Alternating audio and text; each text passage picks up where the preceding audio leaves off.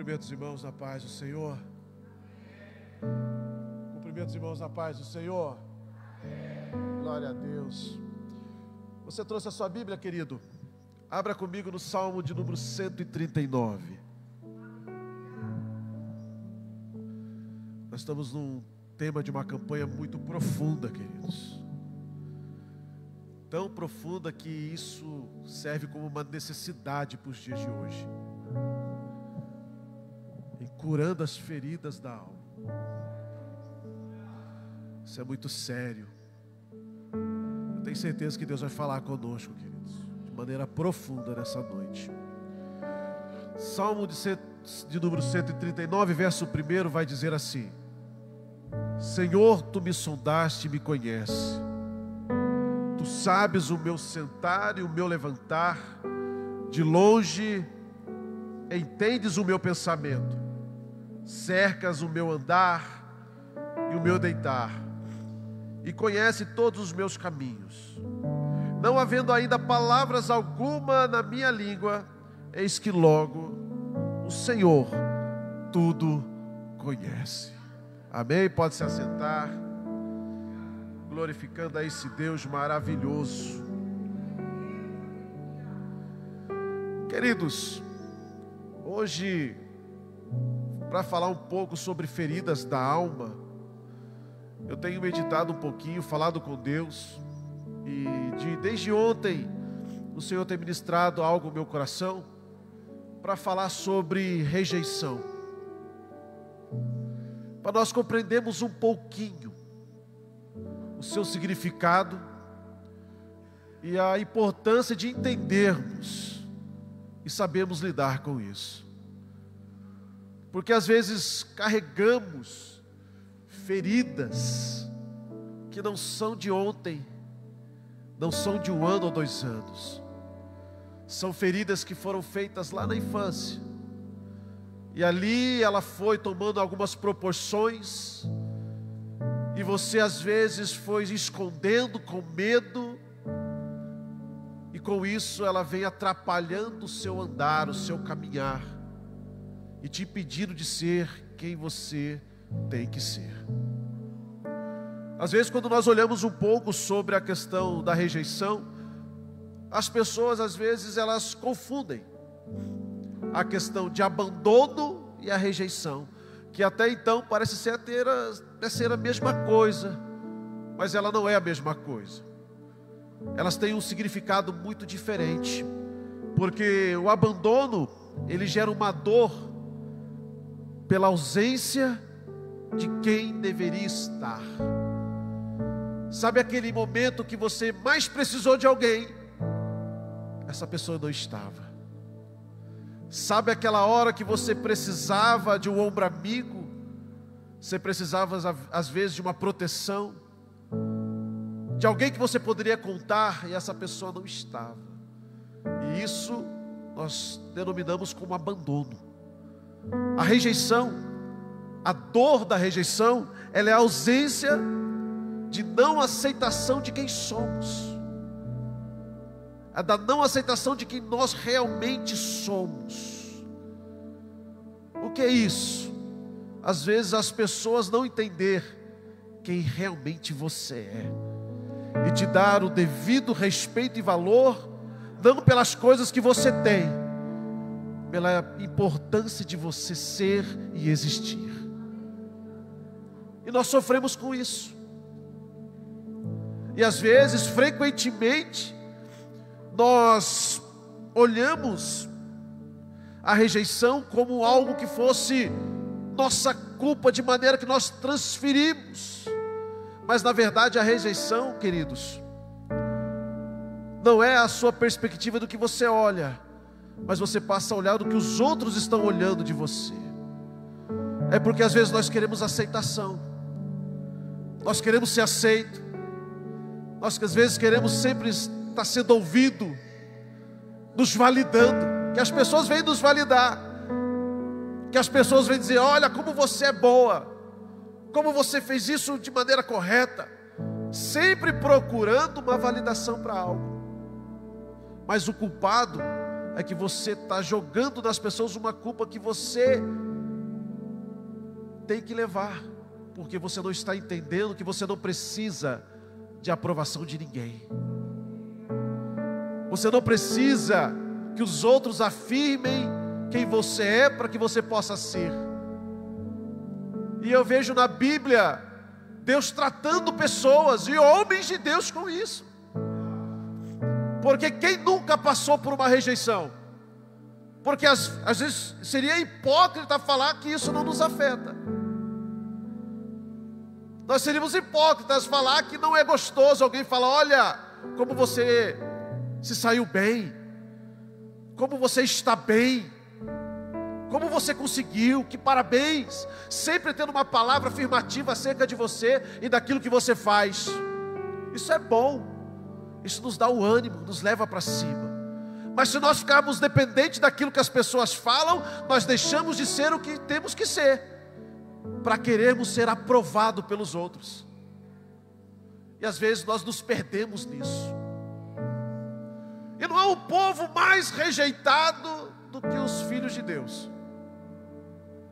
Porque isso nos afeta, querido. Porque a rejeição, ela dói. Como posso dizer, no osso da alma. Ela dói profundamente. Porque às vezes a rejeição vem de quem nós menos esperamos. Às vezes o reconhecimento daquele que a gente mais espera nunca vem. Às vezes as pessoas que nós mais amamos é o que mais nos fere. Eu vejo na Bíblia isso, pessoas que passaram pela rejeição e o cuidado de Deus com elas. Nós podemos falar de Lia em Gênesis capítulo 29, que quando Jacó vai para Harã, fugindo do seu irmão, ele encontra Rebeca pastoreando. Rebeca vai, conta para o seu pai Labão quem era Jacó. Olha que interessante. Jacó conversa com Labão e agora Jacó vai trabalhar 7 anos por Raquel. E no dia, ele trabalhou 7 anos, e no dia do casamento, Labão fez um banquete. E ele fez aquele banquete maravilhoso. Jacó tomou uns vinhos a mais, deitou. E o que Labão fez? Em vez de entregar Rebeca, ele entrega quem? Lia. Só que Jacó, no mover da emoção, se deita com Lia. Acorda de manhã, olha ela ali, chega para Labão e fala: Labão, peraí, está errado. Eu não trabalhei por ela. Não foi por ela que eu desejei casar. Não é ela que eu quero. Ela não é a mulher que eu desejo. Não é a mulher que eu trabalhei para estar comigo. Foi para o Raquel. E o pai diz assim: na nossa cultura, nós sempre entregamos a mais velha primeiro, ela casa primeiro do que a mais nova. Mas a Bíblia fala bem claro que Raquel, ela tinha os olhos fracos. Lia tinha os olhos fracos. Ela era míope. E naquela época, quando era o homem, tinha filho homem, era o filho mais velho que pastoreava. Como Labão não tinha filhos, quem deveria estar pastoreando? Lia, por ela ser a mais velha. Mas por que ela não estava pastoreando? Porque ela tinha uma deficiência. E ela não podia pastorear. E a Bíblia é bem clara em dizer que Lia tinha uma deficiência, era fraca dos olhos. Mas Raquel era formosa de rosto e tinha o corpo formoso. E o que acontece? Uma mulher que é casada à força com alguém que ela não queria, e essa pessoa também não a queria. Ela viveu sendo rejeitada por Jacó. Eu acho tão lindo que Deus conhece a dor de cada um, porque a Bíblia fala assim, que Deus viu o sofrimento de Lia. Em outras traduções está dizendo, e Deus sentiu o que Lia estava passando. Porque, queridos, existem momentos na nossa vida que a rejeição ela dói, e às vezes você tem que sofrer calado. Às vezes a rejeição vem e você tem que ficar quietinho. Às vezes você percebe que você é rejeitado na família, no ambiente social onde você vai, aonde você pode estar, no ambiente de trabalho, no meio da casa, da família, dos parentes, dos amigos. Você sente a rejeição, mas às vezes você sofre calado. Mas sofrer calado não ameniza a tua dor, apenas aumenta. Mas o que eu acho lindo, que Deus sentiu o que Lia sentiu. Porque ninguém pede para ser rejeitado. Ninguém faz por onde para ser rejeitado. Porque às vezes nós somos rejeitados pela forma de pensar, pela maneira de falar, ou às vezes pela cultura social, pela onde você está inserido. E às vezes você não tem culpa disso. E aonde a gente sofre mais a rejeição? É na infância, dentro da escola. E às vezes nós carregamos com isso em silêncio. Mas eu tenho um Deus, e você tem um Deus que está dizendo: eu sinto o que você sente. Eu sinto o que você sente. Às vezes você está aí calado, mas você sabe que ainda dói. Porque eu digo isso, querido, porque às vezes nós vamos para o culto adorar a Deus, sorrimos, mas nós temos dores que só Deus sabe, que às vezes para alguns pode ser nada. E eu tenho uma palavra comigo, uma frase que eu levo comigo: só entende de misericórdia quem um dia precisou dela. E eu vejo na Bíblia homens que sofreram com a rejeição também. Eu vejo Jefité, Juízes capítulo 11, que a Bíblia explana em dizer: homem corajoso, valente, mas fala o quê? Mas filho de uma prostituta. E ele é rejeitado pelos seus irmãos. E ele tem que morar numa cidade chamada Tobi, isolada. Ele teve que ficar afastado. E olha a história de Jefité. E eu quero pautar aqui, não da história de Jefité, mas da história de um homem que você conhece. Porque nós conhecemos Davi pelas suas vitórias, pelas suas conquistas. Conhecemos Davi por esse ser hoje, até hoje citado, até hoje mencionado. Davi foi um grande homem, mas só Deus sabe o que ele passou. Como eu digo, muitos conhecem a tua foto, mas pouco conhecem o seu filme. Muitos conhecem às vezes o lugar onde você está hoje, mas não sabe a trajetória que você enfrentou para chegar até onde você chegou. As batalhas que você teve que travar sozinho para chegar aonde você está. A Bíblia é bem clara em dizer, no Salmo 51, verso 5, Davi diz assim: que em pecado ele foi gerado e concebido. Então ele está dizendo o quê? Eu não fui o fruto de um relacionamento desejado. Meus pais não queriam. Por quê, queridos? Vamos entender o contexto daquela época. Porque naquela época, se você vê a história de Davi, primeiro, quando diz a tradição, quando um judeu se relaciona com uma mulher pagã, o que acontece?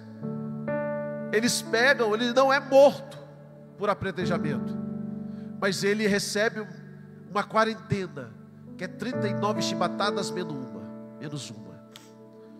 E se o filho for homem, fica com o pai. E se for mulher, fica com a mãe.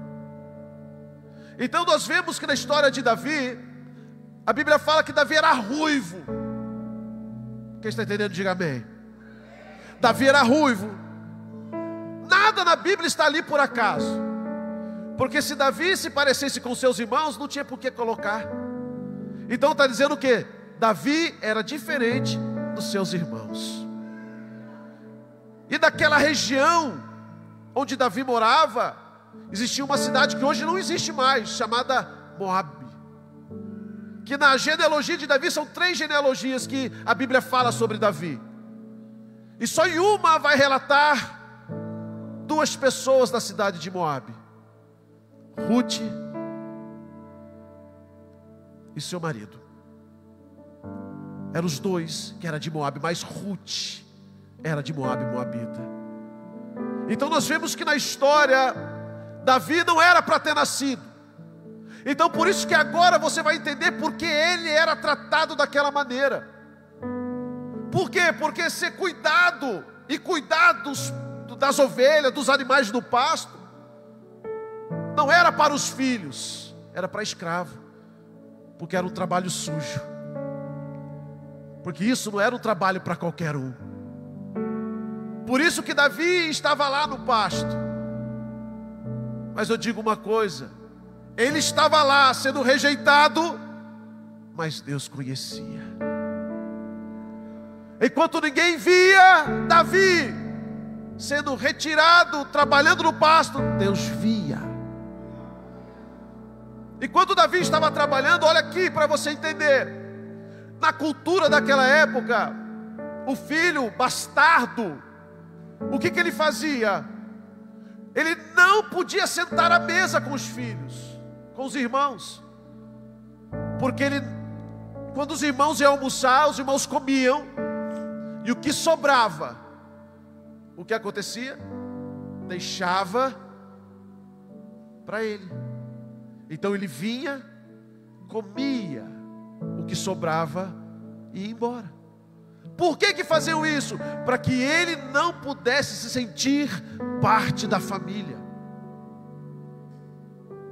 Para que ele não pudesse sentir parte da família.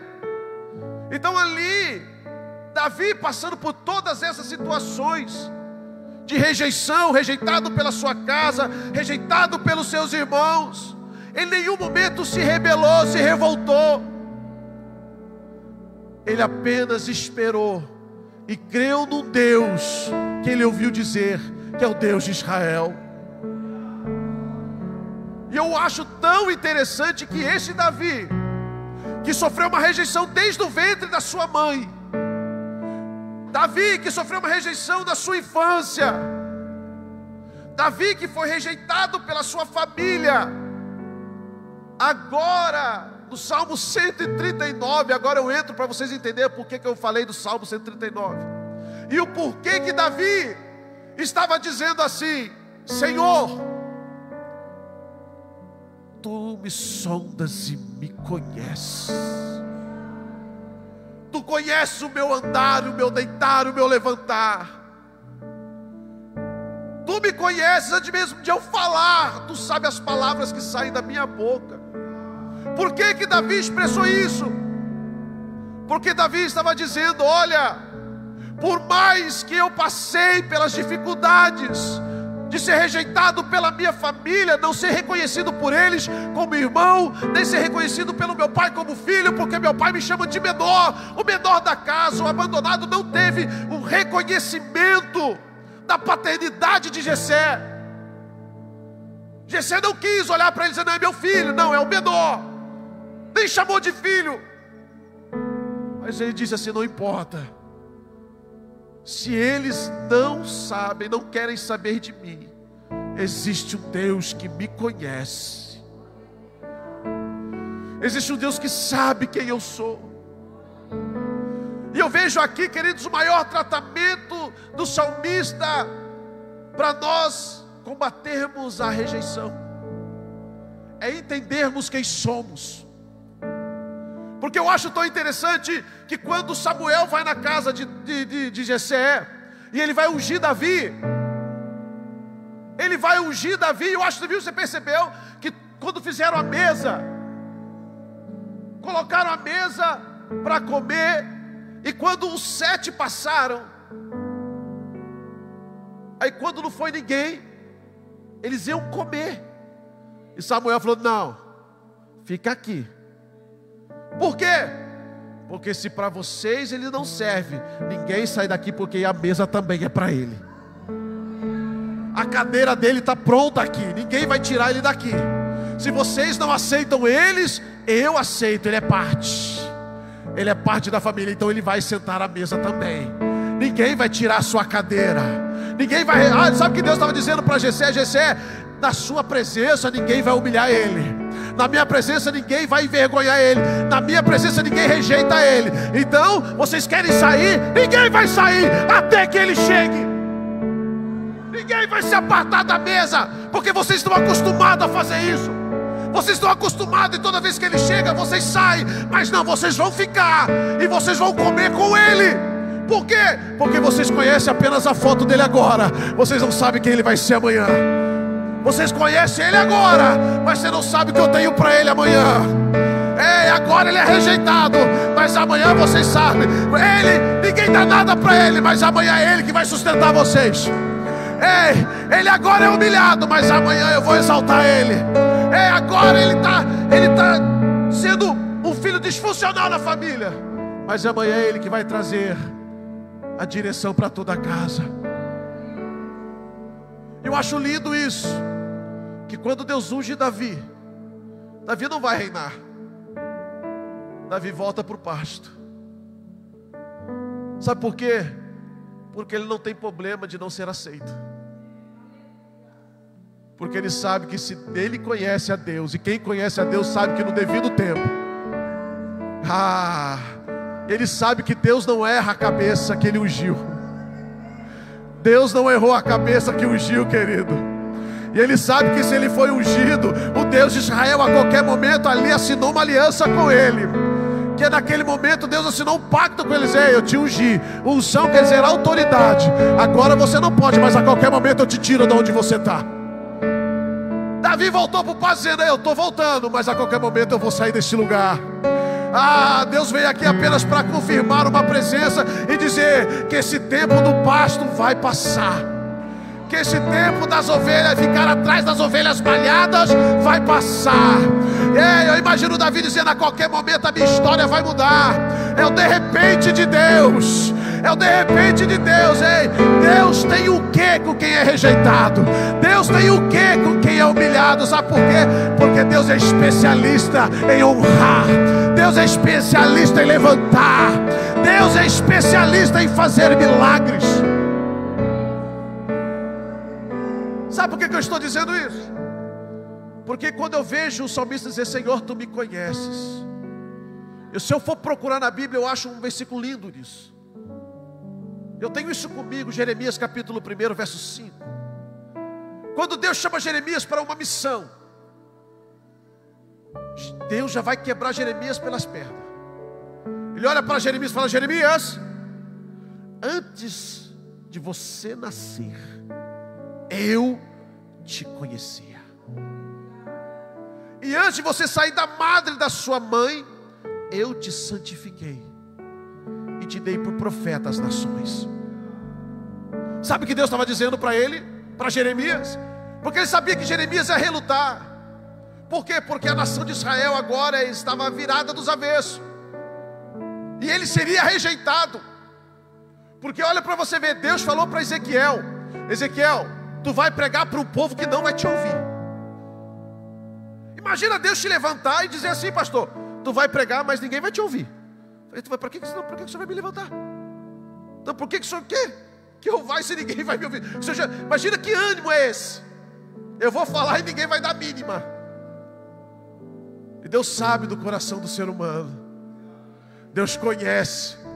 Deus sabia que Jeremias, e às vezes Jeremias tendo a presença de Deus, é considerado o profeta chorão.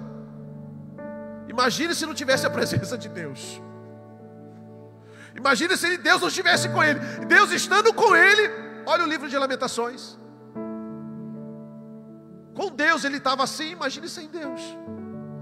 Com o chamado ele ficou assim, imagine sem um chamado. Com a unção ele estava assim, imagine sem a unção.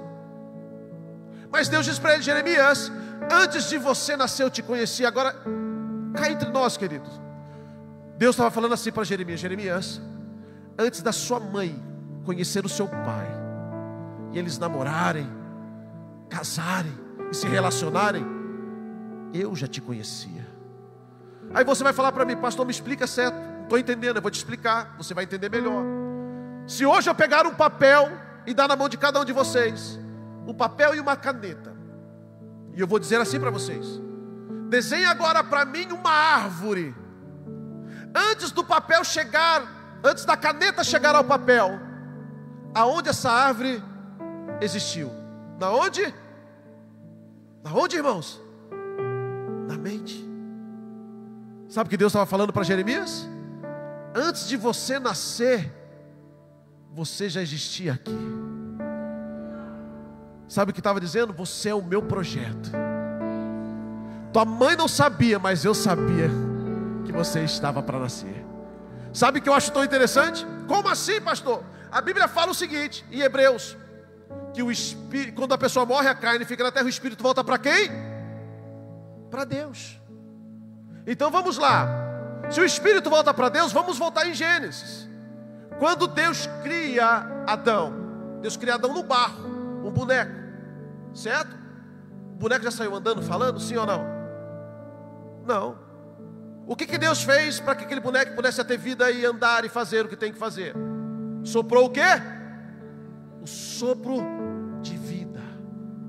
Quem assopra, sopra de dentro para fora ou de fora para dentro? Então quer dizer que quando Deus sopra em Adão algo, aquilo que entrou em Adão estava na onde? Dentro de Deus. Então quer dizer o quê? Que o espírito do homem estava aqui em Deus, já estava dentro de Deus. Isso eu quero dizer, querido, que você já existia desde a eternidade. Deus só precisou de uma matéria para te colocar na terra. Agora eu digo uma coisa: Deus precisava de uma matéria para te colocar na terra. Para quê? Você é um propósito de Deus. Se você entender que você é um propósito de Deus na terra, você não precisa de validação de ninguém. Você não precisa de aprovação de ninguém. Por isso que Deus fala para Jeremias: quando você saiu, antes de você sair, você já existia. Agora eu vou fazer uma pergunta para vocês, irmãos. Em Salmo 127, verso 3, vai dizer assim: que os filhos são herança. A herança, ela tem duas condições. Primeira, a herança só pode dar quando a pessoa morre, o pai morre, aí ela deixa herança para o filho, ok? A segunda é quando o pai deseja dar em vida a herança. Então ele faz a partilha e dá a herança em vida, se ele quiser. Agora eu vou dizer para você: Deus morre? Sim ou não? Não, Deus é eterno. Então se Ele dá uma herança, Ele dá porque Ele quer, na hora que Ele quer, do jeito que Ele quer, da maneira que Ele quer. Então ninguém força Deus a nada. Deus dá quando Ele quer, Deus Ele faz porque Ele sabe. Então quer dizer o quê? Que os filhos, se são herança do Senhor, Ele veio na hora certa, no momento certo. Eu quero dizer, por que os filhos são herança do Senhor? Porque os filhos, queridos, eles vieram, não é para você apenas cuidar dele. Primeiro, o propósito dos filhos é tratar você. Como assim, pastor? Você nasceu com um propósito. Todo mundo já fez essa pergunta aqui. Não vem falar não, que vocês já fizeram essa pergunta, hein? De dizer assim: por que eu nasci nessa família? Já disseram isso? Meu Deus, tanta família boa no mundo, eu caí logo nessa. Tanta família bacana, logo a minha é virada dos avessos. Na minha só tem problemático, só tem pessoas com deficiência intelectual de entender, as pessoas só brigam, só discutem. Ô família abençoada! Já pensaram assim, irmão? Quem já pensou?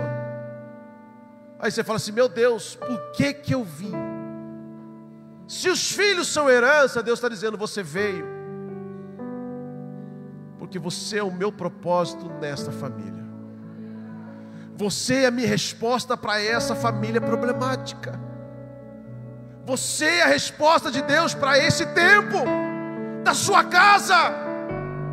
Ah, mas eu passei humilhação, passei por isso. Ei, entenda, tudo que você passou foi um processo de Deus, foi permissão de Deus, para que você se tornasse quem você é hoje, para que hoje você pudesse entender, como você tem um entendimento hoje, a qual seus pais não tiveram, a qual os seus avós não tiveram, e Deus permitiu você passar, para que você hoje seja uma pessoa curada, sarada, para que possa sarar essa família, sarar essa casa, curar essas pessoas.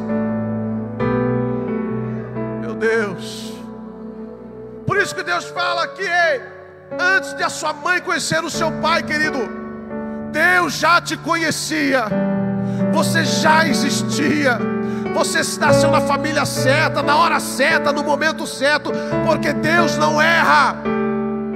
Você é um projeto de Deus na terra.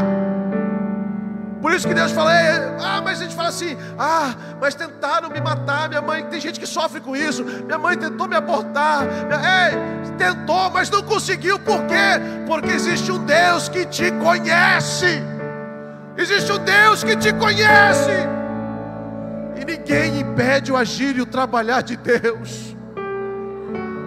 E fala o que para Jeremias? E antes de você sair da sua mãe, eu te santifiquei. Santificar tem a palavra separação, separar. Então assim, Jeremias, antes de você sair, eu te separei. Por isso, queridos, que eu vou dizer uma coisa aqui. É por isso que às vezes você não dá certo no mundo. É por isso que às vezes você tentou sair, não consegue. Quanto de nós que estamos aqui hoje já tentamos ir para o mundo? Não dá. Sabe por quê? Porque lá Deus está dizendo, eu te separei para mim. Lá não é o teu lugar, porque antes de você nascer, eu já tenho um propósito para você, e lá não é o teu lugar. Você pode até tentar, mas eu te trago de volta. Você pode até tentar, às vezes, mas o que pensam de mim, o que vão pensar, Deus falou, lá você vai ver que lá não é o seu lugar. É preferível estar na presença de Deus, às vezes sendo rejeitado, humilhado, passando por afrontas, mas ter a presença de Deus, porque ali você se sente bem, ali você se sente confortável, ali você se sente protegido, guardado, ali você sente a presença do Deus eterno que te criou.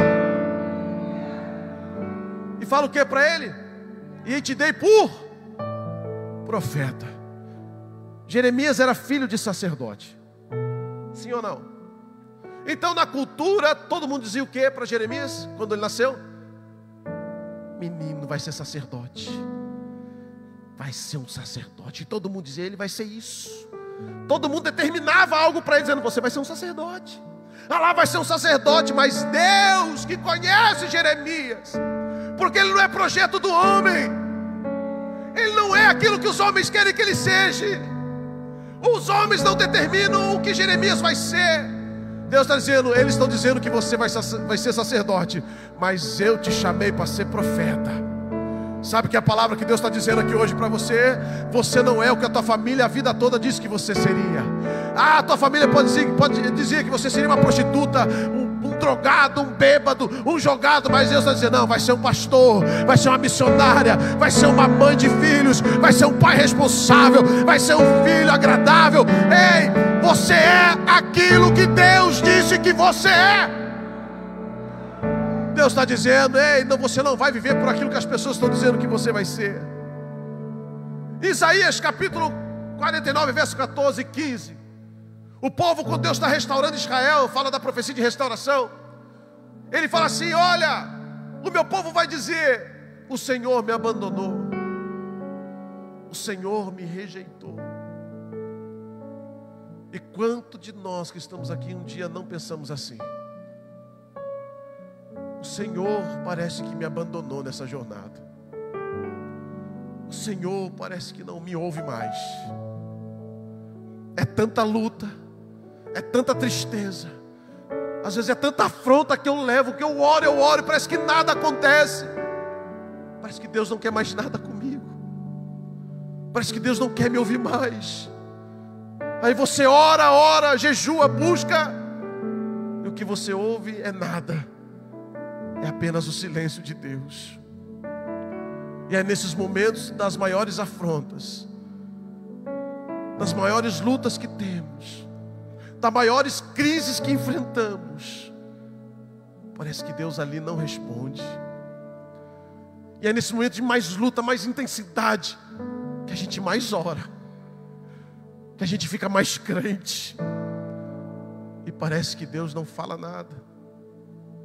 Mas o que eu acho lindo, que Deus fala assim: ei, para Israel, no verso de número 15, porventura, pode uma mãe se esquecer do seu filho, a quem amas e a quem amamenta? Diga para mim, querido, pode uma mãe esquecer do seu filho, a quem amas e quem amamenta? Pode? Será que existe essa falta tão enorme de afeto de uma mãe para com o filho? Que cuida, que gera 9 meses, que cuida aquele laço, e chegar depois de o filho amamentado, a mãe se esquecer dele? E Deus disse: se isso um dia acontecer, mesmo assim, eu não me esquecerei de ti. Sabe por quê? Porque você não foi um projeto da sua família, você é o meu projeto. Eu só usei eles para que você pudesse existir. Ah, mas eu não tive, eu tenho a rejeição dos meus pais, da minha mãe, dos meus filhos. Você tem rejeições de pessoas a quem você até demonstra um carinho e um afeto, mas Deus está dizendo: ei, mas eu não me esqueci de ti. Eu nunca te rejeitei, eu não te abandonei. Por mais que às vezes você ache que Deus não ouve, por mais que às vezes nós nos achamos rejeitados, sofrendo por aquilo que um dia fizeram e falam de nós. Porque a pior coisa, queridos, é as pessoas falarem de você aquilo que você não é.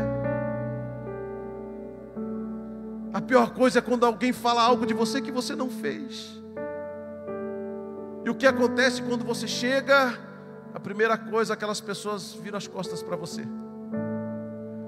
Aí você nem sabe por que isso está acontecendo. Aí você não sabe por que as pessoas te tratam tão mal.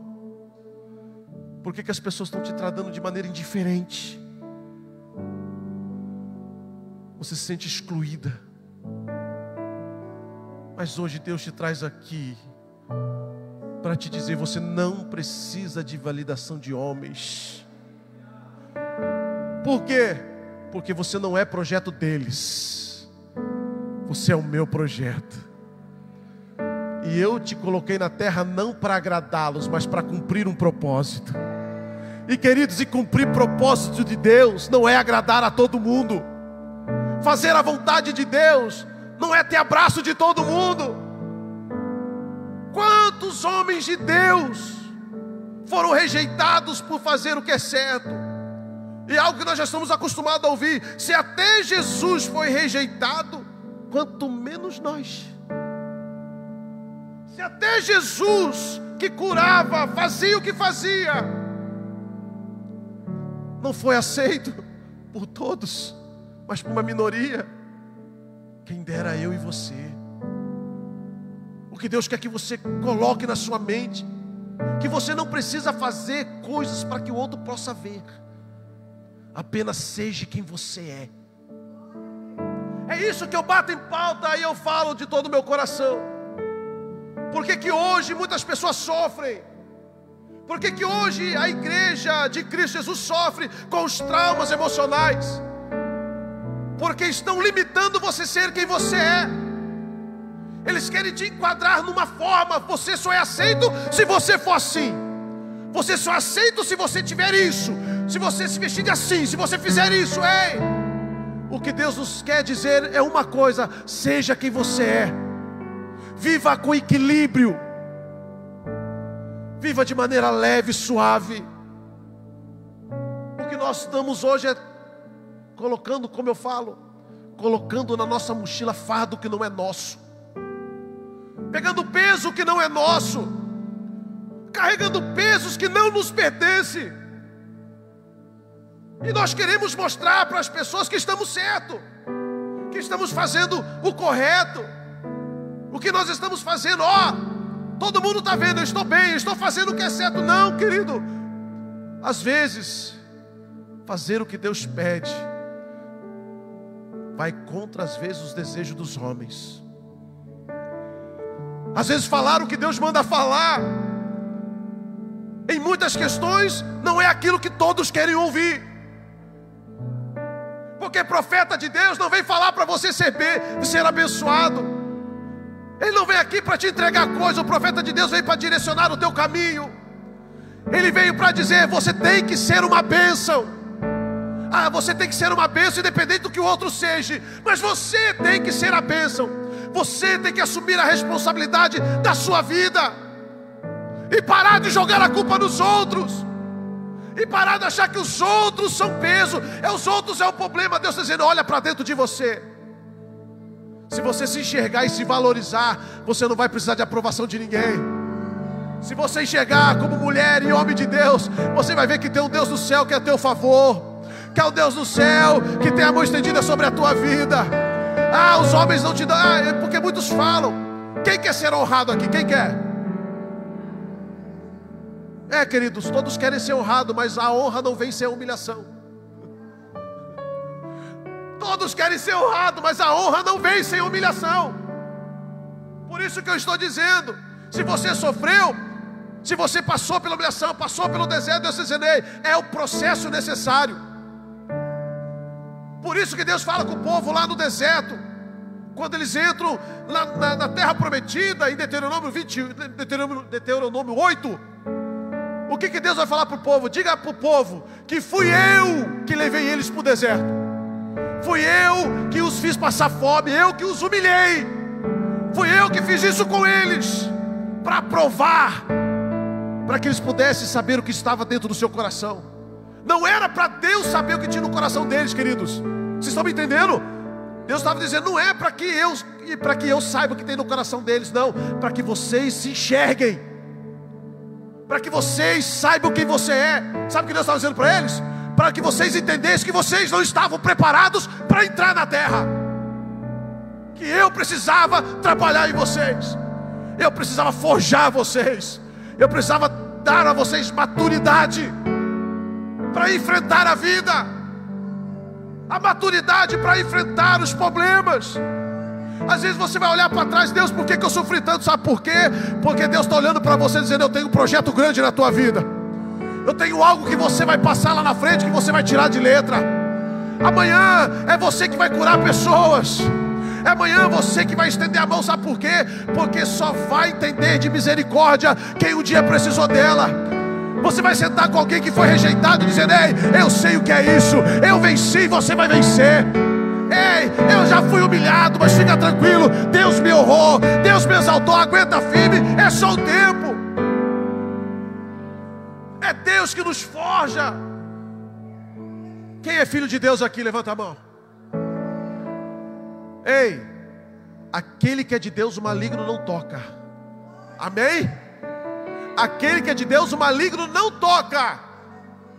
Então, e esses problemas que eu vivenciei na minha infância, na minha juventude, essa rejeição, esse abandono, às vezes a minha família, tudo que eu estou passando, quem foi então, pastor? Simples, foi Deus. Mas Deus é mau? Não, Deus é sábio. Deus não vê o presente momento como você enxerga, e nem o teu passado como você enxergava. Ele enxerga o teu futuro. Então Ele olha para todo o teu percurso da tua história e fala assim: é necessário. Deus, mas por que é só comigo? Porque é com você que está o propósito. Já fez essa pergunta? Na minha família, por que só eu sofro? Na minha família, por que para mim tudo é difícil? Parece que para mim tudo é mais complicado, tudo tem que fazer dos avessos para acontecer. Com os outros, na minha família tudo é fácil, mas comigo Deus falou: é assim mesmo. Sabe por quê? Porque eu estou fazendo você dar valor naquilo que eu vou te dar lá na frente. Eu estou fazendo você valorizar cada segundo, cada momento que você passou. Eu estou te forjando, porque é Deus que abre a ferida, querido, mas é o mesmo Deus que sara.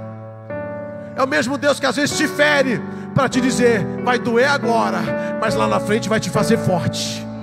Você vai chorar agora, você vai reclamar mesmo, você vai reclamar, mas lá na frente você vai falar, valeu a pena. Lá na frente você vai falar assim, Senhor, se não fosse isso, eu não seria a mulher que eu sou, eu não seria o homem que eu sou hoje. Por isso que Deus está falando para você, olhe para trás da sua vida, não veja como uma pessoa diminuta, como uma pessoa sofrida, não se faça de coitado não. Olha a Deus dizendo, ei, você é diferente mesmo. Por isso que nem Davi, você estava lá atrás das ovelhas malhadas, você estava sendo rejeitado, mas Deus está dizendo, em todo o tempo eu estava te vendo, em todo o tempo eu estava te olhando, em todo o tempo eu estava cuidando de você. E o momento eu fui lá, ungi a tua cabeça, te tirei da trás das ovelhas malhadas e te coloquei entre os príncipes da terra. É Deus honrando a tua história. A tua história, querido, tem que ter drama. Sabe por quê? Você tem que ter testemunho para contar. Pessoa sentada do teu lado dizer assim, rapaz, só de escutar a história dela eu já me coloquei de pé.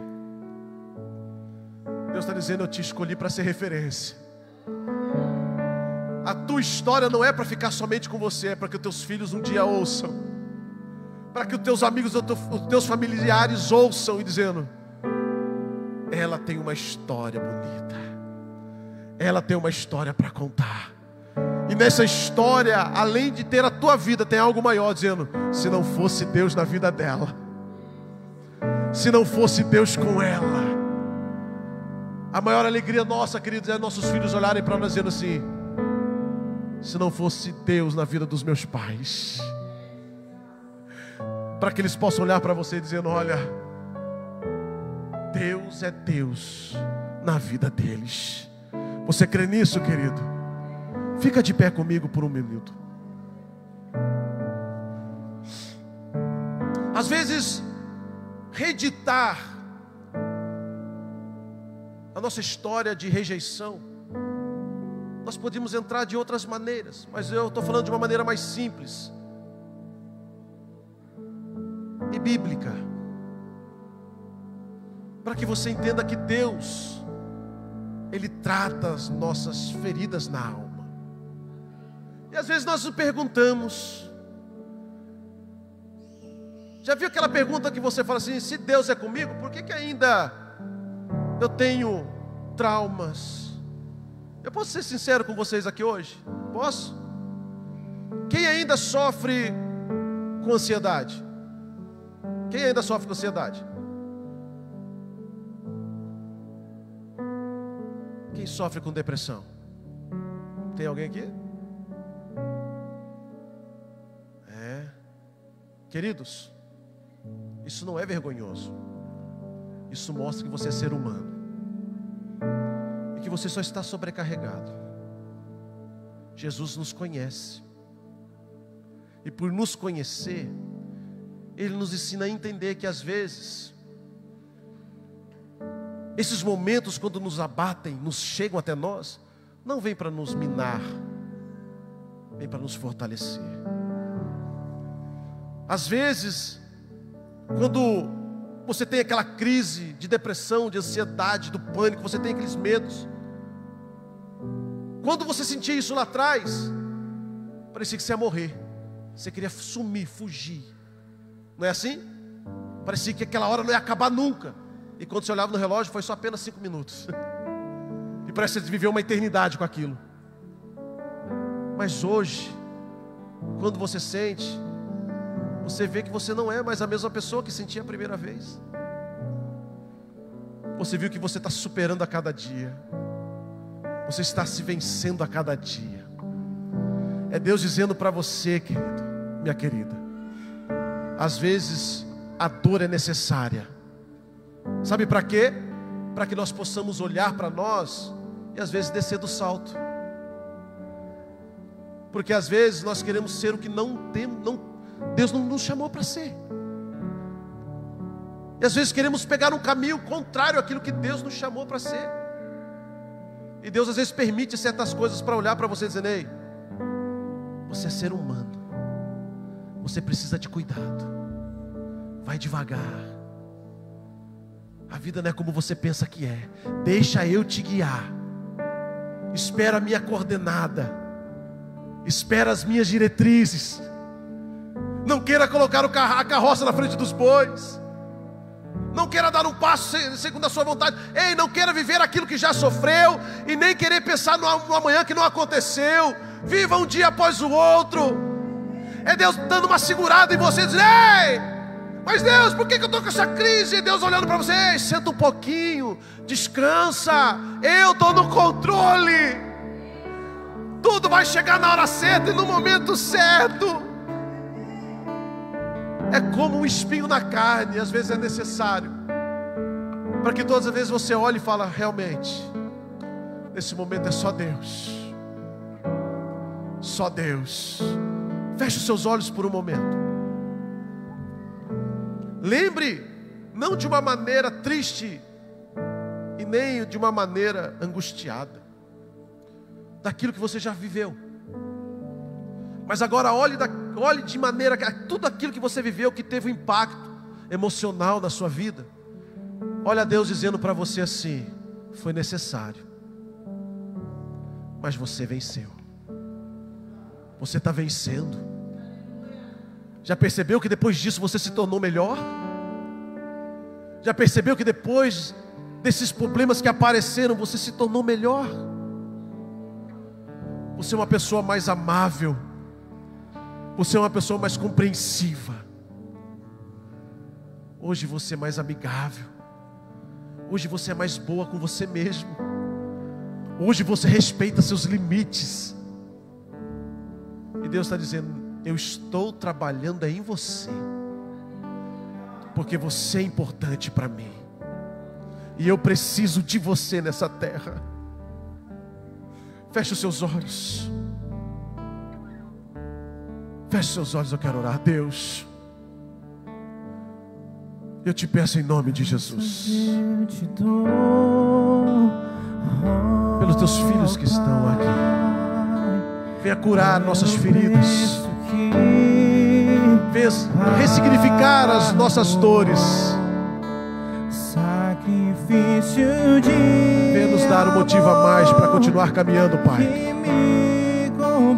Sara nossa alma, sara o nosso físico, Pai. Nós cremos que o Senhor está conosco. Nós cremos que o Senhor nos conhece. O Senhor sabe que eu sou falho e imperfeito. Tu conheces as minhas falhas, as minhas deficiências. Tu conheces em mim mais do que eu mesmo me conheço. Venha sobre minha vida, só me dá força, Pai. Me dá força para continuar mais um dia. Eu só preciso de mais um dia. Eu só preciso de mais um dia. Venha sobre nós, ó Deus, para que vivamos para a honra e para a glória do Teu nome.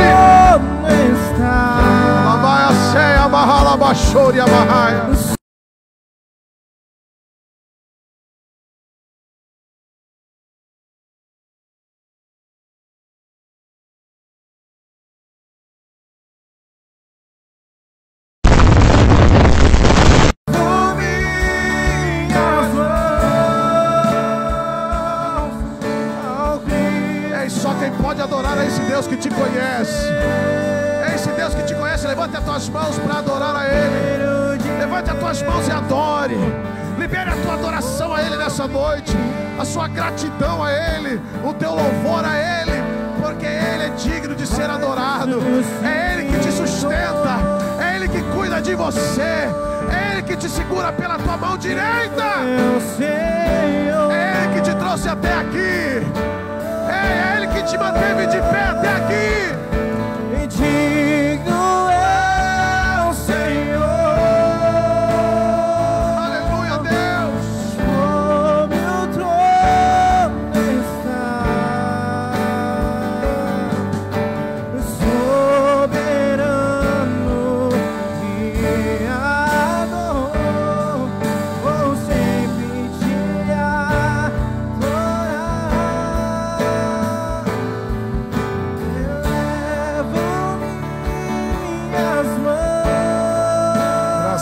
adoramos, Senhor. Ao Cristo que venceu. Adore ao Senhor de coração. Cordeiro de Deus morreu por mim. Glória a Deus, Senhor. Ressuscitou. Senhor Deus e Pai, te damos graça por esse momento, Senhor. Que os nossos irmãos não voltem para casa da mesma forma que entraram aqui, Senhor. Liberamos a cura, a libertação, a transformação. Envia, Deus, a resposta. Muito obrigado, Senhor, pela vida dos teus filhos, todos que cooperaram conosco, trabalharam conosco, para que o culto hoje fosse entregue da melhor maneira possível. Muito obrigado, Senhor. Graças te damos hoje e sempre. Amém e amém. Estenda as mãos para cá, meus irmãos. Que Deus abençoe vocês. Luan cantou um louvor novo hoje. Meu Deus do céu, hein? Que bênção, né, irmão? Foi de 2 anos congregando aqui um louvor novo. Amém.